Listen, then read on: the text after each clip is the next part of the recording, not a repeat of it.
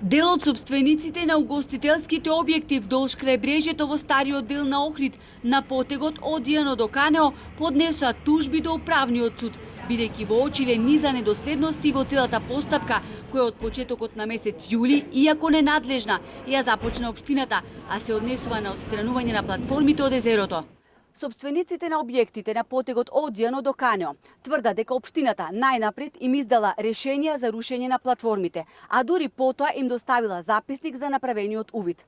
За после 2 месеци, односно вчера, Државниот градежен инспекторат да им достави решение за рушење на платформите со рок од 5 дена. Собствениците на објектите поднесуваат тужби до управен суд затоа што прашуваат врз основа на што Државниот инспекторат им доставил решенија за рушење на платформите. Засегнатите кои не сакаат да зборуваат пред камера се одлучиле на тужби, бидејќи Државниот инспекторат наслепо, без да направи увид на лице место, им доставил решенија за рушење, подпирајќи се на записниците на општинските инспектори, кои пак немаат никакви ингеренции да постапуваат, бидејќи езерото и крајбрежјето се под капа на државата. Тие посочуваат дека од општинскиот градежен инспекторат добиле инструкции да достават изјава заверена на нотар дека само иницијативно ќе ги отстранат платформите.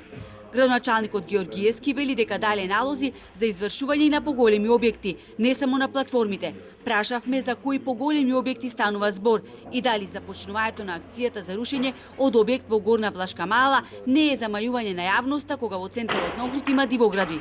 Конкретен одговор не добивме. Не опати на општинската веб страна каде ги имало сите потребни информации, што не е точно. Таму има податоци само за рушењето на дивоградбата во Горна Влашка мала и толку. Градските советници од редовите на ВМРО ДПМН пак сметаат дека рушењето на платформите не е од пресудно значење кој ќе го зачува Охрид на листата на УНЕСКО, додавајќи дека тие воопшто не се упатени во очекорите што ги превзема општината. Ние се уште не знаеме што во суштина се препораките на УНЕСКО, за кои делови се работи, кои дивоградби или кои градби или кои постапки на општина Охрид се засегнати и сето тоа верувајте дека само нагаѓаме, прамуавен нагаѓаме сите како граѓани, се уште официјално ги немаме видено. Инаку 25.000 евра, пари кои што општината ги обезбеди за рушење на дивоградбите, не се доволни. Георгиевски акцијата ќе ја спроведил со финансиска поддршка од државата.